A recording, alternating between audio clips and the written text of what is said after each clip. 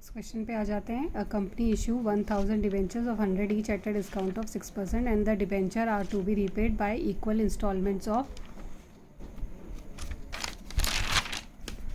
rupees 20,000 at the end of each year starting from first year, which amount of discount is written off at the end of 5 years.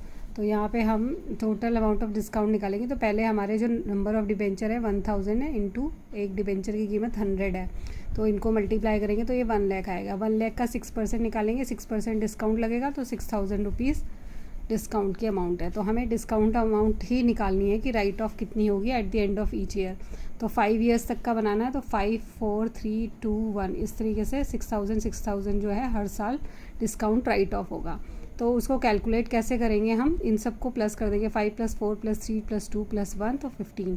तो 6000 into 5 upon 15. तो यह पहले year में जो amount right of होगी वो होगी 2000.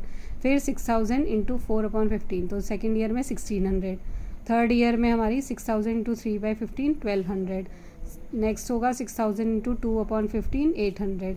6000 into 1/15 400. तो ये टोटल अमाउंट हमारी आ जाएगी 6000. यानी at the end of 5 years हमने कितनी अमाउंट डिस्काउंट की राइट ऑफ करनी है, दिस इज 6000. नेक्स्ट क्वेश्चन है, a company forfeited 200 share of rupees 100 each at rupees 70 called up per share, on which the shareholders paid rupees 50 per share. These shares were reissued at rupees 80 fully paid up per share. The share were forfeited, account will be debited in the reissue entry will be.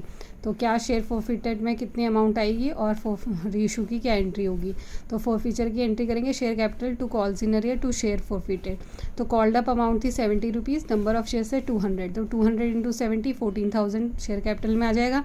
Calls in arrear जितना नहीं पे किया 20 rupees नहीं पे किया तो 200 into 20 4000. जितना पे किया वो फॉरफिटेड में आ जाएगा. 200 इंटू 50 10,000. रीइशू की एंट्री करेंगे, bank account debit share forfeiture account debit to share capital. तो यहाँ कितने में फुल्ली पेड अप पे हुआ था 80 पे, तो बैंक में आ जाएगा 200 इंटू 80 16,000. कितना डिस्काउंट किया है 20 रुपीज़, तो 200 इंटू 20 4000 और टोटल 100 इंटू 200 20,000 शेयर कैपिटल के सामने आ जाएगा.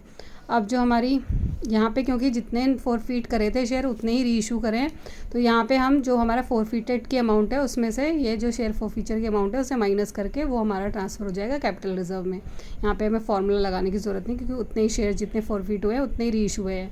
तो 10,000 माइनस 4,000 6,000 हमारे जो है कैपिटल रिजर्व में ट्रांसफ़र हो जाएंगे. तो एंट्री होगी share forfeiture account debit to capital reserve.